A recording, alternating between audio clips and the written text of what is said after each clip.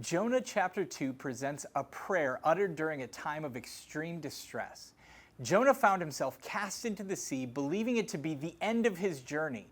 In desperation, Jonah cried out to the Lord, and miraculously, a great fish was sent to rescue him. This moment prompts us to contemplate how often we are delivered from one predicament only to land in what might be the darkest period of our lives. How should we react in these circumstances? Consider the profound darkness that engulfed Jonah within the belly of this enormous fish. Amidst such profound obscurity and isolation, Jonah expressed gratitude to God. Jonah turned to God in this dire situation. If I were cast into the sea only to be swallowed by a massive fish, I'm pretty sure I wouldn't feel thankful toward God. Not only had I been left to die in the water, but now I had to endure this.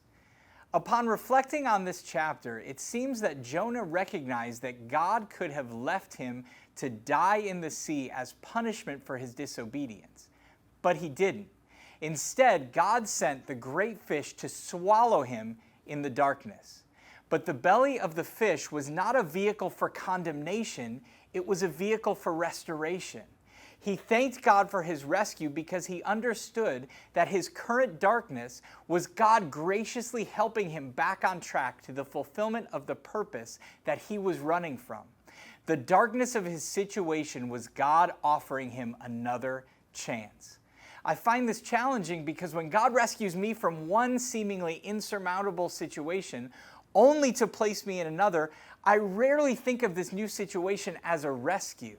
But sometimes we fail to see that our current situation is a vehicle for achieving the purpose that God has ordained for us.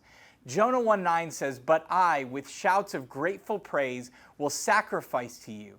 What I have vowed, I will make good. I will say, salvation comes from the Lord." May this be our response during these times of darkness and solitude. Let us raise our voices in grateful praise to the Lord because He will fulfill His purpose in our lives. He will keep His promises to us. Maybe the darkness we sometimes experience is not the end, but a God-given opportunity to start again.